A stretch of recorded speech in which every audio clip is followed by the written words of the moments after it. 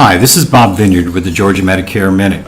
Let's talk about how to save money on prescription drugs. There's a lot of videos out there telling you how to save money by doing this, by doing that. A lot of times almost every time, it almost involves buy generic drugs. And there's nothing wrong with that. I'm going to get into a little more detail here, go into more depth beyond just telling you to buy generic drugs. So let's kind of dive into it, and hopefully you'll learn something from this video. The place to start if you're on Medicare is Medicare.gov, or ask your agent to do that if you're working with an agent, and hopefully you are. And the reason why I say that is, of all the parts of Medicare, Part D, the prescription drug plan, PDP, is by far the most confusing, even to agents like myself who do this every day. I typically run about 1,000 drug plan reports during the year. I probably don't know everything there is about it, but I'm pretty darn close. And I will tell you, I have talked to a number of people who say, I don't need your help. I handled this for my mother, for my father, for my sister, whoever, and I know all about it. And I said, okay, well, a few times I've had people actually take me up on it and say, well, let me just run a report and let's come back and see if my numbers and suggestions match up with yours. And a few times I could save them some money.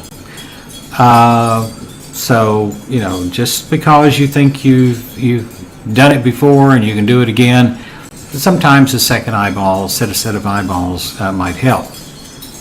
So anyway, I start with Medicare.gov, like a lot of people do. I also compare, and I run the reports, and I also look at GoodRx and Canadian pharmacies, because sometimes those places will have better deals.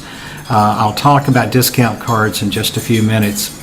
And then once you have picked out a plan that you think that you want, before you hit enroll, go to the carrier site and check the prices there versus what you see on Medicare.gov. Sometimes there's some price changes during the year. Sometimes there's price changes even during open enrollment that are not necessarily reflected on Medicare.gov. So always do that. Shop around different pharmacies. A pharmacy that's across the street may give you much lower prices than one that you're considering using that's right down the street from you. Also, don't always use your drug plan. Now, this may sound like an unusual comment, but the people who are going to end up paying the most for their medication are those who just by default walk into the same pharmacy every time, throw their card down on the counter and say, fill my medication. Don't do that. Anytime a doctor gives you a new prescription, before you do anything, call the drug plan carrier and ask them, I'm going to be taking XYZ. I'll be taking it for, especially if it's something you're going to be taking for more than just a couple of days. But anyway, I'll be taking this drug. Tell me what your copay is and where I can get the best price. Always do that rather than just going automatically from your doctor's office to the pharmacy. Also, there are probably thousands of discount drug cards out there. I've looked at, certainly not all of them, but I've looked at enough of them to know some of them are really not worth the price that you pay, even when it's free. And I've got a video on that